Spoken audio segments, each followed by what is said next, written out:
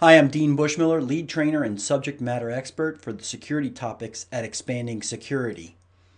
The CISSP is a unique certification in the security and technology field. I've made a study of every aspect of this certification. This is a brief introduction on how to get your CISSP certification, and more importantly, how to become a CISSP, not just a test taker. This series of recorded lectures is the 10th version of my CISSP lectures. I suggest that you use them as part of your preparation for the exam. They're not the only thing. Maybe you get some mind maps, maybe you get a quizzer for an iPhone, or you get a couple of books, and I can suggest them at other times. These videos are best used with a set of mind maps that you can buy from our site, which is expandingsecurity.com. First, let's talk about how to frame all of your study for the CISSP.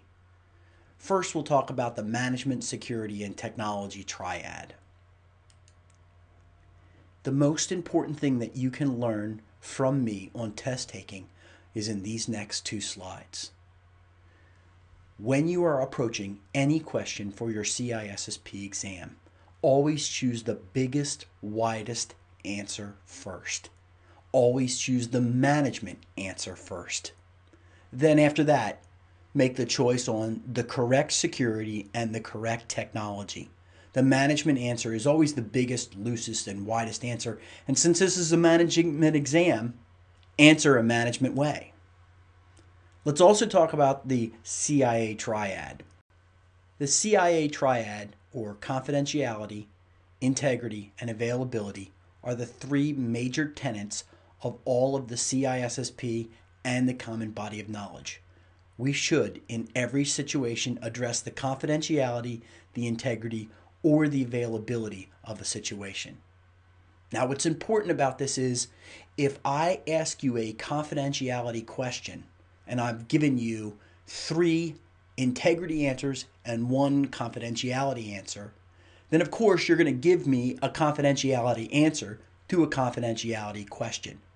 But the trick is sometimes they mask those questions or those answers so they don't seem like quite a confidentiality answer or a confidentiality question. So be careful. If you understand and have clear definitions on confidentiality, integrity, and availability, then it's a lot easier. And when you're put in those situations where you must address the confidentiality first, you will. You'll give a confidentiality answer. Remember also to do things the ISC squared way and not your way.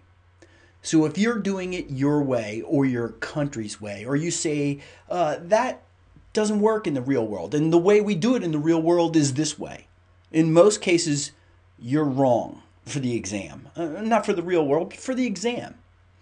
Unless what you do is the internationally accepted best practice in the field.